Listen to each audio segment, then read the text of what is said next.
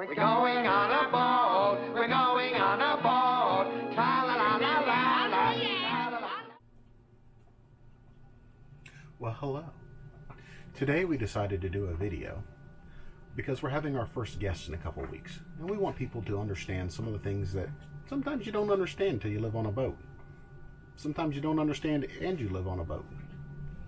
So we're going through the different things on a boat that just kind of are different than on land, like water usage, electricity usage,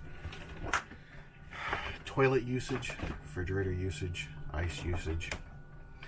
But the most important thing to remember on the boat. I'm Kayla. And I'm Enno. And this is our sailing home discipleship. We sold everything we owned to be able to bring attention to and support missions in need and create memories of a lifetime while on this journey. It was Mark Twain who said, 20 years from now, you will be more disappointed by the things that you didn't do than by the things you did do. Join us each week as we learn, laugh, and pray. And you'll never miss out if you subscribe and hit that notification bell. This is your captain speaking. Captain on deck. And in all seriousness, I am the captain of the boat. I am responsible for the boat, the passengers, the crew, and everything that we do. At the end of the day, it falls on my head.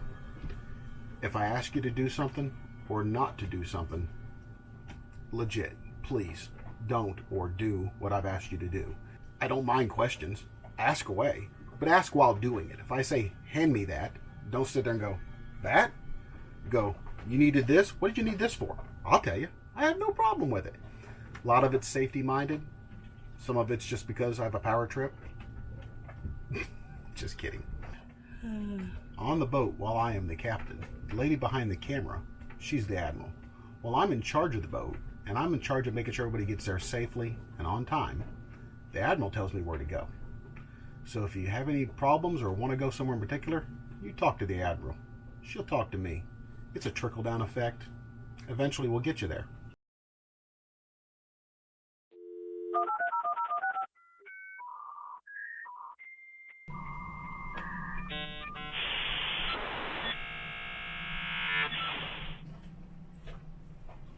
All right. Here's another problem that you're going to have when you're coming onto our boat. The internet service sucks. It's not from lack of trying. It's just what it is.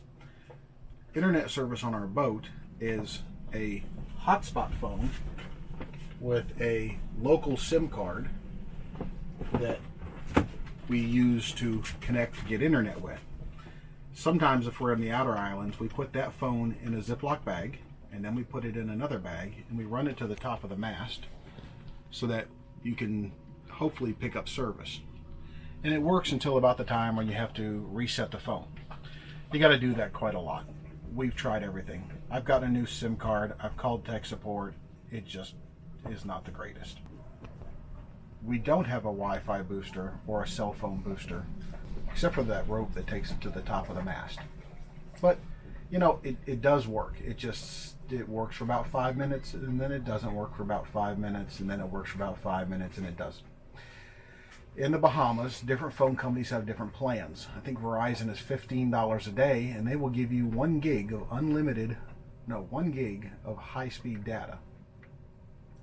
That's nothing. That's absolutely nothing for data. I think AT&T has it for $5 or $10, something like that. And T-Mobile says that they'll give you 2G data, 2G, for free, which is 0.17 megabytes per second. That's one little tiny step above dial-up. For the younger generation, dial-up is what we had when the internet first came out. It was terrible, it was slow, it was awful, but you do have it. It's great for downloading movies in advance, like the night before you go, hey, tomorrow I think I'd like to watch this movie. Hook it up to your T-Mobile phone, let it download nice and slow throughout the entire day, the next day, and that evening you can watch a movie. The other thing with the internet out here is, and we've tried different VPNs with this, Hulu will not let you download, and I don't think will let you watch. I don't think Disney will, and I don't think Prime will either. I know Netflix will let you download and watch movies. That's what we use mostly out here. I've tried a couple different VPNs, couldn't get any of them to work reliably enough to make it go of it. If somebody else is smarter than me, then wants to figure it out, tell me how to do it. Elon, buddy, dear buddy, best buddy friend of mine, I need a Starlink, buddy. I need a Starlink, and I need it in the Bahamas, and I need it to work all the time in the Bahamas. I've been following you on Facebook with the Starlink. I'm a member of the Starlink on a Boat page. I will be your biggest advocate, man. You got to hook me up with a Starlink. Come on, man. We do have internet. Don't expect to make any Zoom calls on it. You're actually better off making a call, even a video call, with your T-Mobile phone at 0.17 megabytes a second. It actually works most times. So anyway, we're in Marsh Harbor. I can see 2 towers. I have fantastic service when it works, 100 meg speeds when it works. And then 5 minutes later, it doesn't work again. And then 5 minutes later, it starts to work. It's just what it is. The other thing, you can't make or receive phone calls out here with an American phone without being charged. There are some workarounds that work on a lot of phones out here.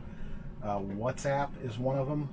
Google Duo, FaceTime if you got an iPhone, and what was the other one? Facebook Messenger. You can make calls and videos off that. Most of these require the other person has a WhatsApp account, but a lot of the people in the Bahamas have a WhatsApp account to be able to make calls to people like that for free. So try WhatsApp out here. WhatsApp's your friend.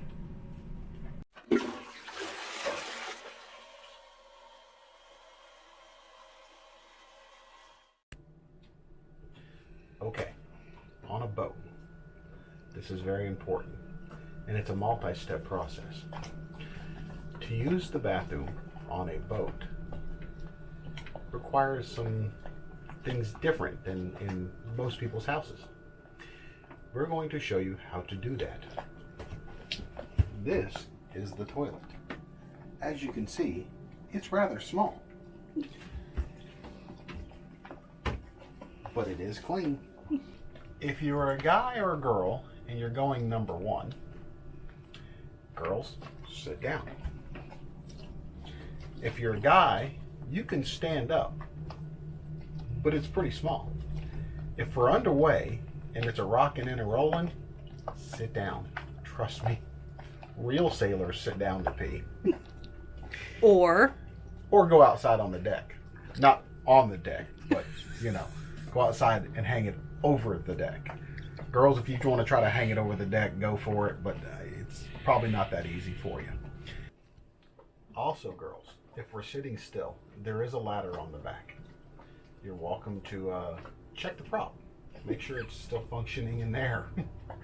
That's what we do out here, because we conserve water. We're surrounded by water, but we conserve. This is a freshwater head, so it uses fresh water. Look, I don't mind using the fresh water to get all this stuff down, but we have to make fresh water, so you use it. So anyway, so you're in here and you're like, I'm a standing, I'm a peeing, or I'm a sitting, and I'm a peeing.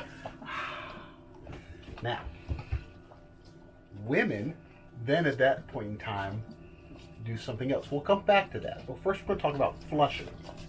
Okay. To flush the toilet, you make sure this valve up here is all the way over, and you pump until all the water is gone. To reduce smell, give it a pump or two this direction. See how it fills the bowl? And then you flip that back over to that direction. And we get rid of all the urinators. That is how you do a number 1 in the bathroom. Women, because you have to wipe after you do a number 1, the toilet paper does not go there. You will be issued 1 marine grade toilet paper bag and another bag. You can guess what goes in this one. Ew. It's a double Ziploc. holds the odors in well. I know this sounds disgusting. You want to live on a boat? Here's what we do. To do a number 2 in the potty, here is how we do this. First, you add some water to the bowl. Keeps things from sticking. You add water to the bowl, and then you sit and you do your business. After you're done wiping, which, by the way, just curious, the toilet paper is right there, along with extra bags in case you need them. Okay? After you wiped, and the stuff goes in the appropriate bags, then you turn around, you flip the lever to flush, and you flush. A lot of times, you have to fill it again and flush it again. If you need it, there is a wand back there. You will need it. Like I said, use all the water you need to get it all out. It's okay. It really is. Versus the next guy having to see, smell, hear, you know, whatever. When you're done, the bags get either wrapped up, stuck up, whatever you got to do, and shoved down here. If you want, you can even put your name on your bag. Personalize it. So you can even bedazzle it if you'd like.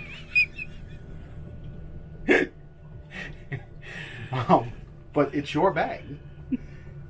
When we get to shore, we will take that bag and we will throw it in the bigger trash bag, and we will take it to the trash can and throw it away. While we're here, we will also talk about showering on the boat. This is your shower. You take it, you set it up here. We make our own water on the boat, and while it's easy, it requires us doing nothing but making water. So the more we can conserve water, the more time we can spend doing other things besides hanging around listening to a loud generator, a loud water maker all day. Better off we are. You will turn on the water. You will get all wet. Take your washcloth and get it wet too at the same time. Then you will set the washcloth here, turn off the water, do your hair. Take the soap, get it all on your washcloth. And once you got it all soaked up, then you turn back on the water and you rinse off. We don't stand underneath the running water for 10 minutes like we would do at home, or 15 or 20 or 30 or 45 minutes. You use about 2 minutes worth of water to take an entire shower. When you're done, because if you don't do this, Kayla will yell at you, you take this and you stick it right back down in the hole. While the shower is running, because the water will just sit right here, to drain the water, back here, there's a valve that says shower pump, or shower drain.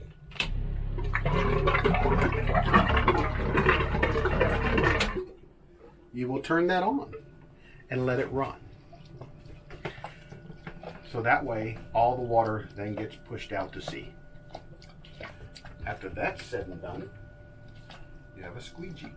These are important. This is not we just want to make it look pretty. If there's water on this door, and you open this door, that water goes into that bilge, and that bilge hooks up to that bilge, hooks up to that bilge, and we got food down there. So we try to keep that as dry as possible. So you squeegee the walls, you squeegee the doors, and then you are done. You've taken a shower. Hot showers used to be one of my favorite things to do. It's, what temperature in the boat right now, Kayla? 88. 88 degrees in the boat. Cold showers are your friend. Trust me, you'll enjoy a cold shower. If you want a hot shower, we make hot water. We can. It just requires electricity. More on electricity later.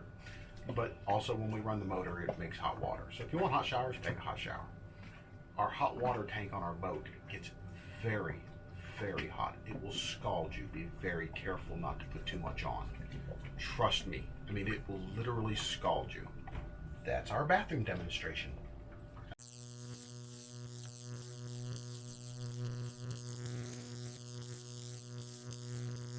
On our boat, we have a ton of solar power. We have a ton of batteries. We have 1,000 watts of solar and 600 amp hours of lithium batteries, which means we have 600 usable amps. That sounds like a lot. And for the two of us, it does the job very nicely. We rarely get below 50% power, and that's good. With more than 2 people on the boat, it's going to go quickly. I'm not going to mention any names, but there's a certain young lady coming who wants to bring a hairdryer and a curling brush. I don't even know what a curling brush is, but she wants to bring it on board the boat. So we had to compromise. She could use it for 30 seconds. Actually, I think I gave her like 2 minutes, 3 minutes, something like that. Anyway, certain things draw a ton of power and have to be used sparingly. Hair dryers use a metric ton of power. Air conditioning uses a metric ton of power. We don't run AC on the boat. What else is it? Cooking with our electric cooktop uses a ton of power. It's a little more efficient than running with the gas because we can always make more power, versus if we have to go get gas, it's a long trip anywhere. Carrying a propane bottle on your back, because, you know, falling off of an electric scooter, because we know no one who falls off of 2-wheeled vehicles with a propane bottle on your back just sounds fun. You gotta be real careful with your electric use in here. We don't turn on lights if we don't need them. We don't run curling irons and hair dryers if we don't need them. We don't make hot water using electric unless we need it, or unless we're full of batteries. If we're full of batteries and it's like 2 o'clock, 3 o'clock in the afternoon, yeah, turn on the hot water heater for a while, because it ain't hurting nothing to do. So we have to be very careful with electricity. I'm that dad who goes around turning off lights and screaming, "Who turned the AC up? Who did this?" That's me. But this is something you need to understand, because to make electricity out here, we either have to have the solar kicking, and it does. But if it's a rainy day, sometimes we got to run the generator, or we have to run the motor. And if we run the motor or the generator, no one's happy. It's loud, it's noisy, and the motor is right there, so it's hot in here. And it's already hot in here, so we avoid that. So please be conservative of your power use. Charge your phones during the daytime. At nighttime, I shut off the inverter, because if we're not using it, even if we're not using it, the inverter uses a lot of electricity just being on. So we don't use electricity as much as we used to.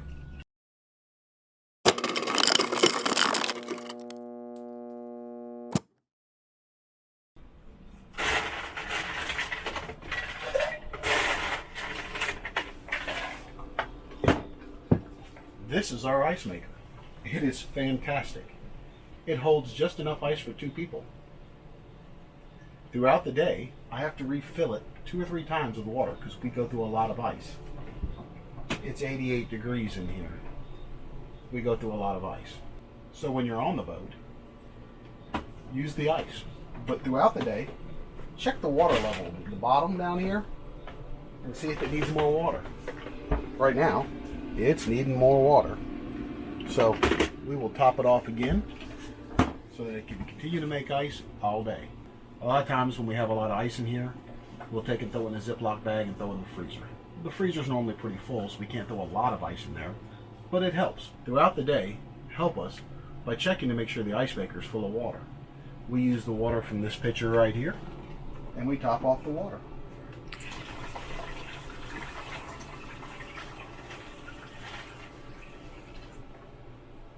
You go right up to the bottom of the tray. Don't go over it, otherwise Kayla will yell at you. So, that's how we get cold drinks.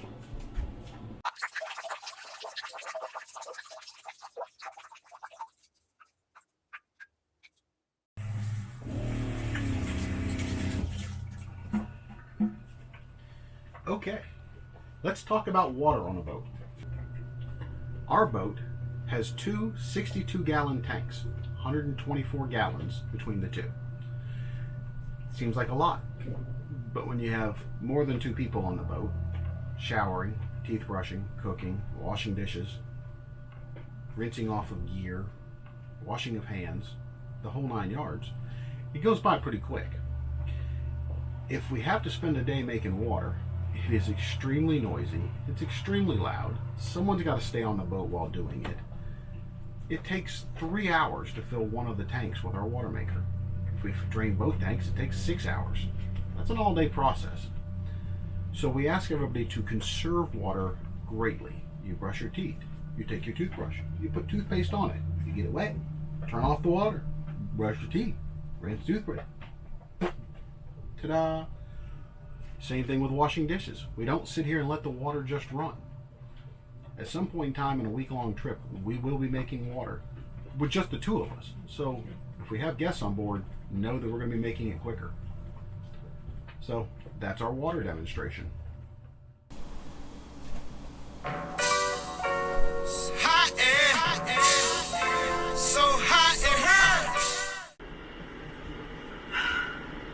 It's hot on a boat. Extremely hot on a boat. Thankfully, we have these things called fans that they do their job, but we don't always want to use those because they're going to use up a lot of your battery. Thankfully, our boat came equipped with these things called breeze boosters. It's this little contraption that hooks on top of your hatches and then catches the breeze and then brings it down here. We have one here for the main salon, we have one in our front cabin, and then we have one for our cabin. It is a absolute game changer. This is where I am most of the time, right here. And I will tell you one thing, as soon as I'm out of the shower, my hair goes up. I need to be cool.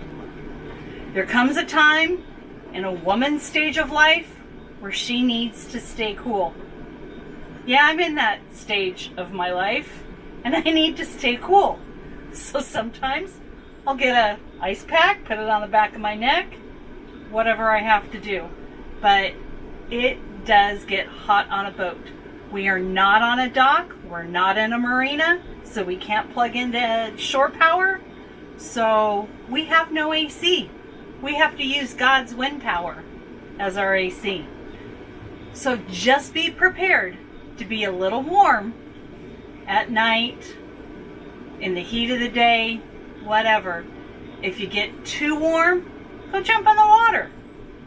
Don't use our water. Go jump in the water. But just be prepared. It's going to be a little hot. We're in the tropics. We're in the Bahamas. It's what it is. I think I'm gonna hurl. So let's talk about seasickness. This is one of the questions we get asked the most. So for myself, what I have done is I bought these ginger chews. Just bought them right off of Amazon. Ginger is a natural remedy to help calm your stomach. You ever been sick? Your mom, your grandma made you drink ginger ale. Ginger is just really good at calming the stomach. There were a couple of times when I wasn't like super seasick, but I could feel myself getting a little bit nauseous. Just popped one of these in and it calmed my stomach right down. The other thing that I suggest people get is Bonine. It is like Dramamine, but it is non-drowsy. I don't recommend anyone taking anything that will make you drowsy on a boat. If an emergency comes up, you don't want to be drowsy. You want to be as alert as you can possibly be. The other thing that I got for our first catamaran trip quite a while ago were these things called relief bands. I just got these at Walmart. You can find them where you would normally find Dramamine. You just put them on your wrist, and there is a little dot here, and you put it right on your pressure point. Right there. Has instructions on the box. But whenever you're feeling, and you put both on, whenever you're feeling seasick, you just push on right there. It's supposed to be a little bit of acupressure. Those help as well. There are some others out there that are more expensive that have drops that you add to it, I don't have any recommendations for those, but for these, I can highly recommend, and they're not that expensive. The other thing to do is look out at the horizon in front of you. I've looked at the horizon beside me and it's worked. But if you can get some fresh air on you and just concentrate on the horizon, that'll help you out with your seasickness.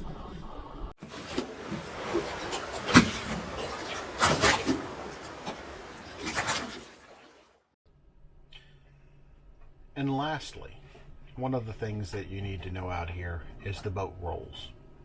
It's what it does.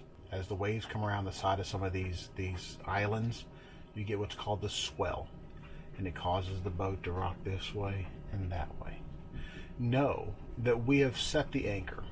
We've put back down on it. It's set. We know we're not going anywhere.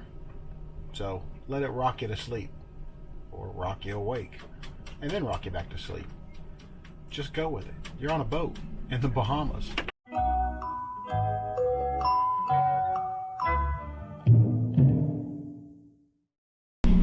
And the very last thing, if you have any questions, feel free to reach out. Leave us a comment. I'll answer any questions. We monitor the comment section pretty well.